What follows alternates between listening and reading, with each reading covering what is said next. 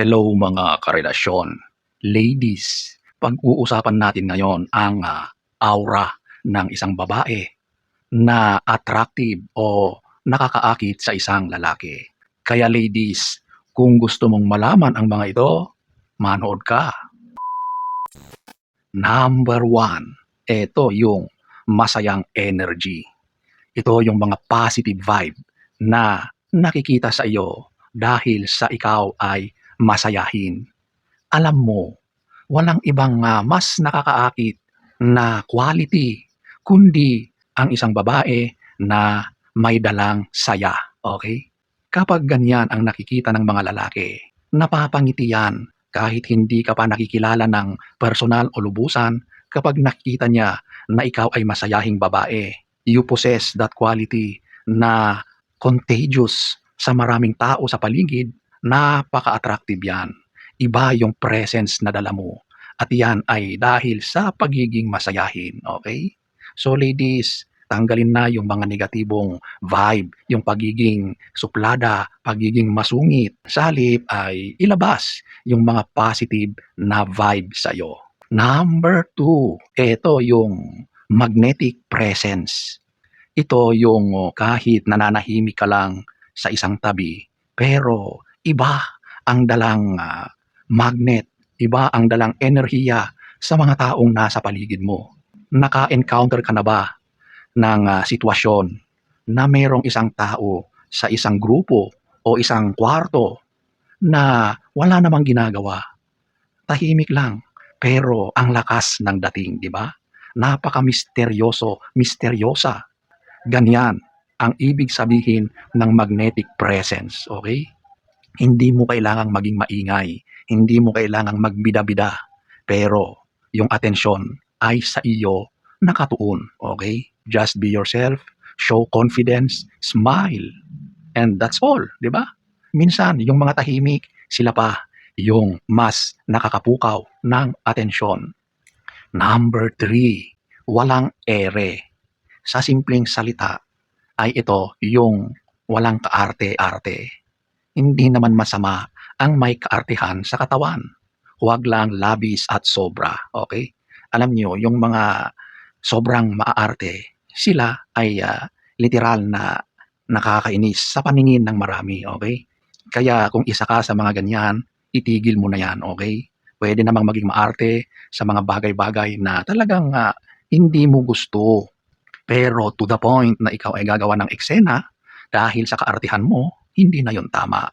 At pagdating sa attraction, ang mga tao o mga babae, lalaking sobrang maaarte, pagdating sa relasyon or attraction, off yan, okay? Akala mo ba attractive yan? Hindi po.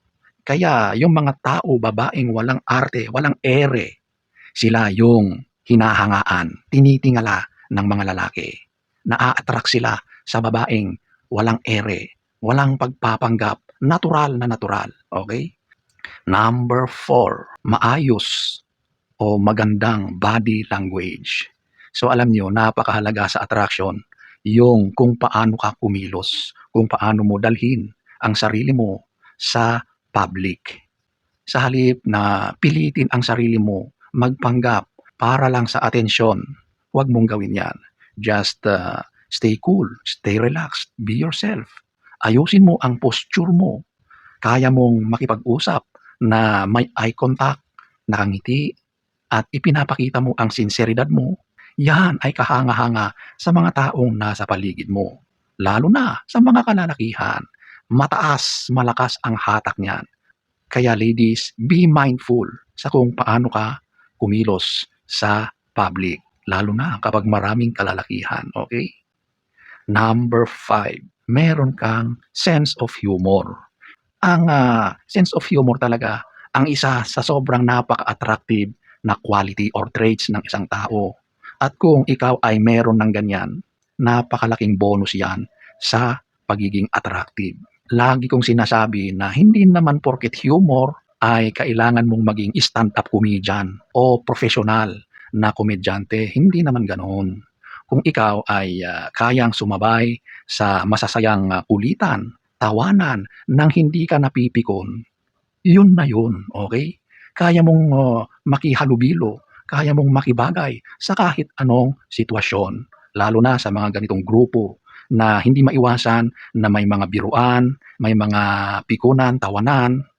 Huwag kang maiinis agad-agad. Sa halip, go with the flow, okay? At kapag ganito ka bilang babae, sigurado na ang mata ng lalaki ay nasa iyo. Number 6, meron kang empathy at genuine kindness. Alam nyo, ito ay napakahalaga na meron kang awa, meron kang kabutihan sa ibang tao. Hindi sapat ang magandang mukha para magustuhan ka ng isang lalaki. Kaya dapat kung ano yung mga magagandang mga gawain, magagandang values at traits na dapat ay inaalagaan natin, ipinapakita natin sa kapwa, tao, yan ang pinakamahalagang karakter na kahanga-hanga sa mga tao, lalo na sa mga kalalakihan, okay? Number 7, emotionally stable, okay? Kayo ay mga emosyonal, kaya madalas dinadaan nyo sa emotions ang mga bagay-bagay. Kung ikaw yung tao na kayang i-handle ang mga emosyonal na suliranin tulad ng stress, galit, bugso ng iyong damdamin, kaya mong manatiling mahinahon sa mga pagkakataon na sobrang matataas ang mga emosyon, ikaw ay kahanga-hanga at sobrang attractive yan sa mga lalaki. Number 8, passion at drive.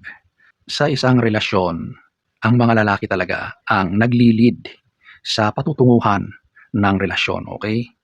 Kaya kung ikaw yung babae na nakikitaan ng lalaki na meron kang drive, meron kang mga bagay-bagay na ginagawa para makatulong sa kanya, para maiahon ang inyong relasyon, kahanga-hanga yan sa mga lalaki. Number 9, self-confidence, pero hindi mayabang. Ang kayabangan sa lahat, yan ay isang turn off, okay? Ang galing-galing mo nga, ang ganda-ganda mo, marami kang pera, nasa iyo na ang halos lahat. Pero ikaw naman ay arrogante, masama ang ugali mo, napakayabang mo, sayang lang. Kahit hinahangaan ka sa pisikal na katangian mo, pero bagsak ka naman sa mga values mo, wala ring kwenta yan, okay?